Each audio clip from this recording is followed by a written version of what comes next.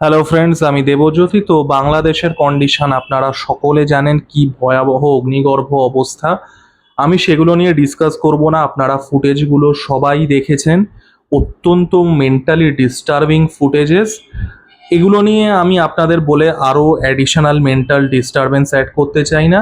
আমি যেটা বলতে চাই সেটা হচ্ছে, এগুলো কিন্তু বাংলাদেশে কোনোটাই নতুন নয়।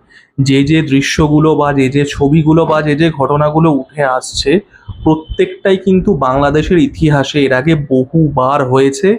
এবং আমি যদি 1947 থেকে 1971-এর পার্টটা বাদ দিই, মানে যে সময় বাংলাদেশ ইস্ট পাকিস্তান ছিল এবং controlled by the west Pakistan, সেগুলো যদি আমি বাদও দিই, আমি 1950 সালে বরিশালে যে অ্যান্টি হিন্দু দাঙ্গা হয়েছিল সেটা বাদ দিই, 1964 সালে দাঙ্গা বাদ দিই, 1971 সালে অপারেশন সার্চ লাইটও যদি আমি বাদ দিই, শুধুমাত্র 1971 থেকে, যবে থেকে Bangladesh as a independent nation form হয়েছে, তারপর থেকেও কিন্তু এই যে ঘটনাগুলো বহুবার ঘটেছে।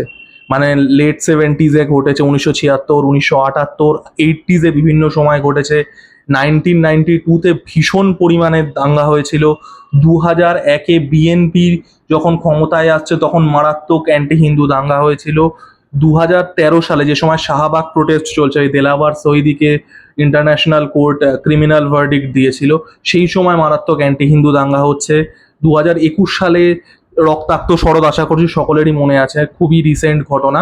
তো এরকম বহু ঘটনা, আমি তো কয়েকটা মেনশন করলাম, এরম আরও বহু আছে, আপনারা গুগল করে বা উইকিপিডিয়া করে দেখে নিতে পারেন। এগুলো কোনোটাই বাংলাদেশে নতুন না। অ্যাডিশনাল পার্থক্য একটাই, যে যেহেতু এখন টেকনোলজি এত অ্যাডভান্স করে গেছে, সবার হাতে ফোন আছে, সবার হাতে সোশ্যাল মিডিয়া আছে শেয়ার করার মতো, তাই জন্য কিছু ফুটেজ আমরা দেখতে পাচ্ছি, এবং সেটাও যা ফুটেজটা দেখতে পাচ্ছি আমরা, that is the tip of the iceberg. পুরো ঘটনার 1 বা 2% হয়তো আমরা ফুটেজ দেখতে পাচ্ছি, এবং সেটাই ইন ইটসেলফ এত ডিস্টার্বিং। তো পরিস্থিতি অত্যন্ত খারাপ, and there is an active potential genocide going on. আমি সেসবে ঢুকবো না, আমি বলবো যে কিভাবে আপনাদেরকে এই যে ঘটনাগুলো ঘটছে সেগুলোর থেকে দৃষ্টি সরানোর জন্য আপনাদেরকে কিভাবে ম্যানিপুলেট করা হয়, ম্যানিপুলেশনটা ভালো করে বুঝবেন। এবং এটা এই 1.5 মাসে দ্বিতীয়বার ঘটছে। জুলাইয়ের ফার্স্ট থেকে আমরা কি দেখলাম, যে একটা অ্যান্টি কোটা স্টুডেন্ট প্রটেস্ট শুরু হয়েছে।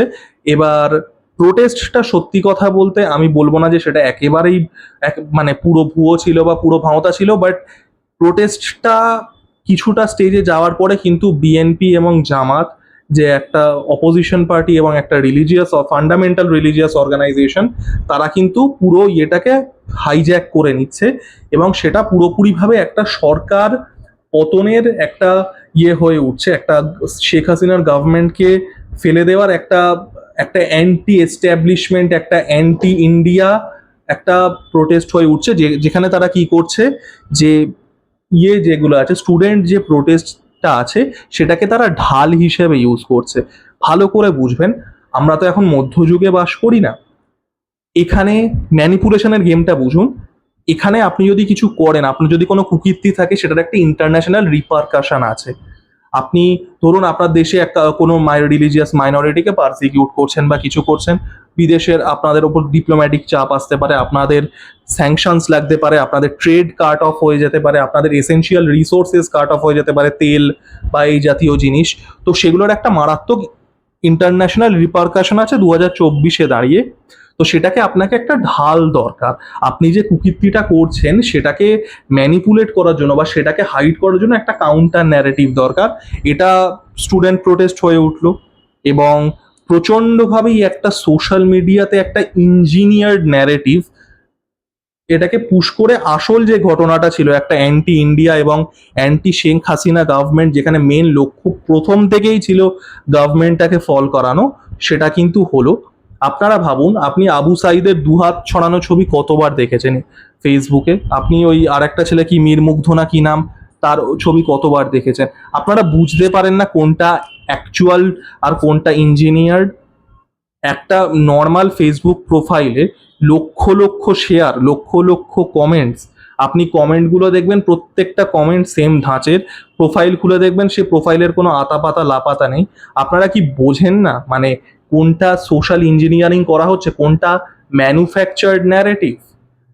এটা তো হলো যে আপনি শাক দিয়ে মাছ ঢাকছেন, যে যেখানে অ্যাকচুয়াল যে প্রোটেস্টটা ছিল সেটাকে এইভাবে আর কি করা হলো, এবং কিছু স্টুডেন্টের ডেড বডিটাকে একটা পিআর স্টান্ট বানিয়ে, এবং আমি পিআর স্টান্ট কথাটা খুব কনসিয়াসলি ইউজ করছি, যারা স্টুডেন্ট যারা মারা গেছিল তাদের সম্পর্কে আমি অত্যন্ত মানে আমি অত্যন্ত হৃদয় বিদারক ঘটনা, আহ, এত স্টুডেন্ট মারা গেছিল, কিন্তু সেগুলোকে কিন্তু এই যে যারা ফান্ডামেন্টালিস্ট আছে তারা কিন্তু বেসিক্যালি অ্যাজ আ বর্ম ইউজ করে তাদের যে অ্যাকচুয়াল ইয়েটা আছে, এবং সোশ্যাল মিডিয়াতে একটা কাউন্টার ন্যারেটিভ তৈরি করে এই driven by bot and AI, সেটা কিন্তু তারা ধামাচাপা দিল এবং শেখ হাসিনার গভর্নমেন্টকে ফেলে দিল। এখন তো নতুন পাওয়ারে আসছেন মোহাম্মদ ইউনুস। এক্স্যাক্টলি এই জিনিসটাই কিন্তু আমরা এখন আবার দেখতে চলেছি, সেম জিনিস। সেটা হচ্ছে এই যে বাংলাদেশে হিন্দুদের উপরে আক্রমণ হচ্ছে ভয়াবহ স্কেলে, এবং তিনটে জিনিস মারাত্মকভাবে উঠে আসছে, যেটা বাংলাদেশি রায়টসে বা বাংলাদেশি রায়টস না, যে কোনো জায়গার রায়টসেই দেখা যায়। সেটা হচ্ছে লুট, আর্সন আর রেপ। লুট, বুঝতেই পাচ্ছেন বাংলাদেশে মারাত্মক স্কেলে লুটিং চলছে, মারাত্মক স্কেলে আর্সন চলছে। আর্সন মানে অগ্নিসংযোগ, কোনো কিছুকে আগুনে পুড়িয়ে যাওয়া, এবং রেপ মারাত্মক স্কেলে কিন্তু চলছে, এবং সেটা কিন্তু রিলিজিয়াস মাইনরিটিদেরকে টার্গেট করেই। এখানে আমি ইয়েতে ভিডিওতে বিভিন্ন সময় হিন্দু ওয়ার্ডটা ইউজ করেছি, হিন্দু ওয়ার্ডটা কিন্তু আমি as a carpet term use করছি, ঠিক আছে, অ্যাজ আ ব্ল্যাঙ্কেট টার্ম। বাংলাদেশে যে কজন রিলিজিয়াস মাইনরিটিস আছেন, সেটা হিন্দু হতে পারে, সেটা জৈন হতে পারে, সেটা বুদ্ধ হতে পারে, সেটা খ্রিস্টান হতে পারে, সেটা আহমেদিয়া হতে পারে, সেটা যে কোনো, যারা যারা পারসিকিউটেড মাইনরিটি আছে আমি কিন্তু প্রত্যেককে একটা ব্ল্যাঙ্কেট টার্মে আনছি। তাদের উপরে কিন্তু ভয়াবহ রকমের আক্রমণ চলছে, এবং এই আক্রমণটাকে কাউন্টার করার জন্য সোশ্যাল মিডিয়াতে খুব সুন্দর একটা কাউন্টার ন্যারেটিভ শুরু হয়েছে, যেটা দেখে আমি হাসবো না, যেটা দেখে আমি কাঁদবো সেটা বুঝতে পারছি না। সেটা হচ্ছে যে কিছু মন্দির পাহারা দেওয়ার ছবি সোশ্যাল মিডিয়াতে বিশাল ভাইরাল হয়েছে। ঠিক 5 থেকে 6টা ছবি আছে, ঠিক ওই স্টুডেন্ট প্রোটেস্টের মতনই কিছু ছবিকে কেন্দ্র করে মারাত্মক রকমভাবে একটা সোশ্যালি ইঞ্জিনিয়ার্ড বটস দিয়ে, এআই দিয়ে, এখন তো খুব ইজি হয়ে গেছে, এআই আসার পরে বটস তো আগে থেকেই ছিল, সেটা কিন্তু হচ্ছে ওই মন্দির পাহারা দেয়া। তো আপনি এক্স্যাক্টলি যেটা ওইখানে ঘটেছিল, যে কিছু ছবি, জাস্ট হাতে গোনা কয়েকটা ছবি, সেটাকে পুরোপুরিভাবে বটস দিয়ে পুশ করা হচ্ছে। এটা পুরোপুরি একটা টুল kit, it's the same tool kit যে টুল কিটটা আমরা স্টুডেন্ট প্রোটেস্টে দেখলাম। স্টুডেন্ট প্রোটেস্ট যেটা ছিল না, সেটা সরকার সরকারকে ক্ষমতাচ্যুত করার টুল কিট ছিল, সেই এক্স্যাক্ট টুল কিটের কিন্তু সেম মানে আমরা অপোজিশনটা দেখছি, যে এখানে এই যে ভয়াবহ স্কেলে রিলিজিয়াস পারজিকিউশন চলছে সেটাকে হাইড করার জন্য কিন্তু এই যে একটা ন্যারেটিভ শুরু করা হয়েছে, যে মন্দির পাহারা দিচ্ছে এবং হিন্দু নেইবারহুড পাহারা দিচ্ছে। ঠিক 5 থেকে 6টা ছবি আছে, এটাই আপনি দেখবেন। আপনি সকালে যখন খুলবেন, দুপুরে যখন খুলবেন, রাত্রে যখন খুলবেন, একই ছবি, ওই 4-5টা ছবি বিভিন্ন অ্যাকাউন্ট থেকে বিভিন্ন জায়গা থেকে শেয়ার হয়ে আসছে, হাজার হাজার লাখ লাখ শেয়ার, হাজার হাজার লাখ লাখ কমেন্টস, পুরোটাই driven by AI and bots. এবং আমি এত ক্লিয়ারলি এটা বলতে পারছি কারণ আমি নিজে এডাব্লিউএস এ চাকরি করি, so I have access to advanced AI. আমার কর্মক্ষেত্রেই I have access to advanced AI, এবং এটা যে কতটা ইজি আপনারা কল্পনা করতে পারবেন না। অ্যাডভান্স এআইও আমি গুলি মারছি, যেগুলো পাবলিকালি অ্যাভেলেবেল এআই আছে, chat GPT and all that, সেটা দিয়েই আপনি যে কত কিছু করে দিতে পারেন তার কিন্তু কোনো মানে আপনাদের কোনো আইডিয়াই নেই, যদি if you want to know, if you know how to use it. এবং কি হচ্ছে, এই যে সোশ্যাল ইঞ্জিনিয়ারিংটা হচ্ছে, এবং পুরোপুরিভাবে এই যে পারজিকিউশনটা আছে, ভয়াবহ পারজিকিউশন, এবং আমি আবারও বললাম ইন্টারন্যাশনাল এখন চাপের ব্যাপার আছে মারাত্মক রকমভাবে, কিন্তু বাংলাদেশ, কিন্তু গোটা পৃথিবী এখন বাংলাদেশের দিকে তাকিয়ে আছে। কারণগুলো বুঝবেন কেন করা এগুলো, গোটা পৃথিবী বাংলাদেশের দিকে তাকিয়ে আছে। রাহুল আনন্দের বাড়ি জ্বালিয়ে দেওয়া হয়েছে, যিনি একজন যথেষ্ট ওয়েল নোন ন্যাশনালি, বা দেশের বাইরেও একজন ওয়েল নোন ফিগার, তার বাড়ি জ্বালিয়ে দেওয়া হয়েছে। বহু ক্রিকেটারদের বাড়ি জ্বালিয়ে দেওয়া হয়েছে। মাশরাফি মুর্তাজার বাড়িকে পুরো আগুনে দগ্ধ করে ধূলিসাৎ করে দেওয়া হয়েছে। ভয়াবহ রকমের পারসিকিউশন চলছে। এবং আপনারা যদি মানে যারা বর্ডার এরিয়াতে থাকেন, পেট্রাপোল বা ওইসব জায়গায়, মানে বর্ডার এরিয়াগুলোতে পুরো লাইন পড়ে গেছে যারা শরণার্থীদের। আমি রিফিউজি কথাটা ইউজ করব না এখানে, out of respect for this people, যারা বাড়িঘর হারিয়ে আসছেন। তো এই শরণার্থী ছিন্নমূল মানুষদের কিন্তু লাইন পড়ে গেছে। তো এইটাকে ঢাকার জন্য, এই ভয়ঙ্করতাটাকে ঢাকার জন্য এই 5টা কিন্তু ছবি আমি বলছি, আপনারা গুনে গুনে দেখবেন, ঠিক 5 থেকে 6টা মন্দির পাহারা দেওয়ার ছবি। এটা তো হতে পারে না তারা পৃথিবীর প্রত্যেকটা জায়গায় গিয়ে প্রতি রাতে গিয়ে একই পোজে সবাই ছবি তুলছে না। মানে আপনারা ডিসেপশন গুলো বুঝতে শিখুন। এবং আমি এটা আগের ভিডিওতেও বলছিলাম যে ভারতের মানুষদেরকে, বিশেষ করে ওয়েস্ট বেঙ্গলের মানুষরা এত গালিবেল, এরা ওই একটা দেখলো একটা জেনারেটেড ছবি মন্দির পাহারা দিচ্ছে বা হয়তো রিয়েল ছবি, সেটাকেই পুশ করা হচ্ছে বাই বটস অ্যান্ড এআই, তা সেটা দেখে একেবারে গলে গেল। কি মানে এই ফাঁদে পা দেবেন না, এটা এক্স্যাক্টলি ওই কারণেই করা যাতে ভয়াবহতাটাকে হাঁটানো যায়, যাতে এই যে ইন্টারন্যাশনাল স্ক্রুটিনি যেটা চলছে গোটা পৃথিবীর থেকে, গোটা পৃথিবীর চোখ এখন বাংলাদেশের দিকে, সেটাকে কাউন্টার ন্যারেটিভ করার জন্যই কিন্তু কেউ সেফ নেই। পজিশন প্রচন্ড ভয়াবহ, মানুষের পরিস্থিতি ভয়াবহ। আমার রিলেটিভ কেউ বাংলাদেশে থাকে না, আমি দুদিক দিয়েই এদেশেরইও, আমি মানে বাবা এবং মা দুদিক দিয়েরই।